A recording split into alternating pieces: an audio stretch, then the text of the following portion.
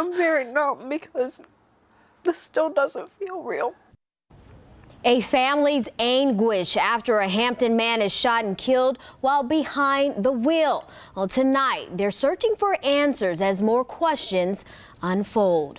That's our top story this Wednesday night. Regina is off. Good evening. I'm Arrianee LeBeau. And I'm David Allen. Police say Joshua DeBuno was traveling to North Carolina. At some point, he was struck on the Route 17 bypass in Elizabeth City. Doctors weren't able to save him. Tonight, his family is talking to 13 News Now reporter Stephen Graves. Yeah, David, Arrianee, it was an emotional interview, and the family says this was the first time the 19-year-old drove that route from his home in Hampton. Two friends were in the car who watched him slowly suffer from those gunshot wounds. They have no clue who did this. He was an employee on the rise at his job, an avid fisherman who wanted to possibly make that a career. But most importantly to Caitlin Matthews, he was a soon-to-be life partner. This still doesn't feel real. It doesn't. I'm still in shock. The Pasquotank County Sheriff's Office says Joshua DeBuno was shot in his vehicle on US 17 in Elizabeth City Monday after an unknown car pulled up and fired. Family says he was driving with two of his friends when he was shot several times. Matthew says he was able to pull over though, and his friends called her. They were hysterical. I said, I want to speak with Josh. They said he can't talk. Doctors told family DeBuno died at the hospital. He's only 19. The questions are swirling for his brother-in-law, fiance, sister, father. Was it road rage? That's all they can figure because they say he was just on the way to pick up something he bought online. Even his buddies in the car that were with him said that Josh did nothing wrong. Either way, DeBuno will never get to hold his newborn niece again or text his fiance good morning.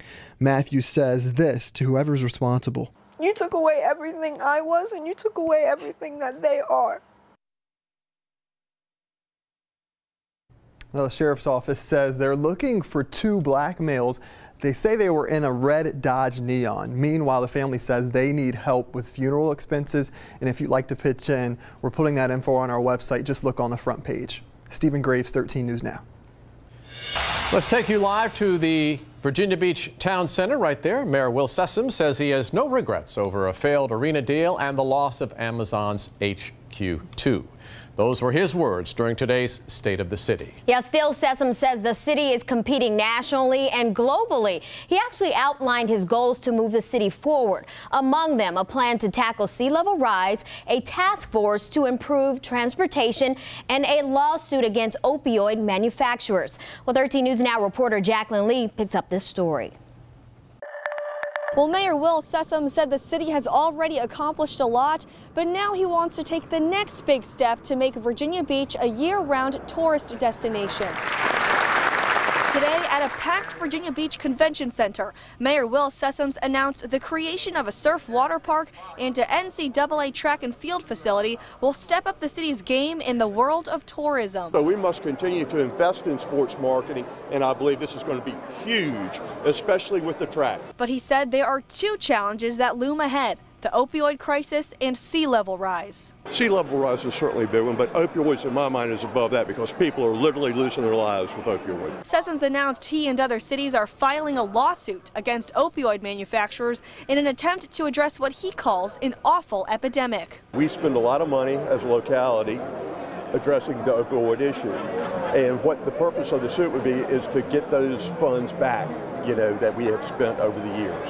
And another thing. The mayor wants to make traveling by plane a little easier. I will come and tell you, if we don't have an airport that can get people where they want to go, like a direct flight to the West Coast, direct flight maybe to Europe, down the road, it will have a negative impact on our region. So the city is creating a task force to see how to improve and see if Norfolk International and Newport News and Williamsburg International can work together. In Virginia Beach, Jacqueline Lee, 13 News Now. Right now, Virginia Beach City leaders are working to prevent scenes like that. Chaos at the ocean front during College Beach weekend. Well, tonight, we're getting our first look at recommendations made by a task force. Here are some of the actions the city says it plans to take. Shutting down entry at the oceanfront early. The report says it's to avoid gridlock. They also point to social media as a way to get information out. City leaders are also working with colleges to rebrand the event and make it more official. In years past, the chaos turned violent with stabbings, shootings, and robberies all tied to the event. And some developments in the case of a multi-city crime spree. James Gregory went before a judge today. Police caught him after a robbery attempt at a GameStop in Hampton last June. 13 News Now was there when officers arrested Gregory and two other men at a Hampton town center. Nico Clemens picks up this story. It was a violent act. It was a very blatant, open act in daylight, and it also resulted in an officer being shot. A change in plea coming late in the day Wednesday at the trial of James Gregory. Prosecutors say he held up several people at gunpoint at the GameStop in Hampton Town Center last year. Gregory changed his not guilty pleas to guilty. The judge denied the defense's motion to strike a few charges. We're trying to make sure that we send a message to this defendant as well as to the community as a whole. Gun violence is just out of control. Prosecutors say Leonard Morrison joined Gregory, but that Gregory was in charge, giving clear instructions and the only one with a gun. Several witnesses took the stand Wednesday afternoon, including one lady who tried to go into the store and shop. Prosecutors say Morrison told her she couldn't come in. Commonwealth's attorney Anton Bell. The community is impacted when there's violent crime, and so we want the members of the community to have a voice and what they think is appropriate as far as the disposition of this case, and as well as the punishment for this case. Police say on June 12th of last year, Gregory, Morrison, and Alan Ralph robbed GameStops in Hampton as well as Chesapeake. Morrison and Gregory are also charged in a deadly double shooting just days before the robberies. These individuals went on a gun spree, basically crime spree, over a period of a few days in multiple jurisdictions. And so we want to make sure we have a very impactful disposition of this matter. And again, Gregory entered guilty pleas to all 16 charges against him. The next step is sentencing. That'll be June 15th at 2 o'clock. In Hampton, I'm Nico Clemens, 13 News Now.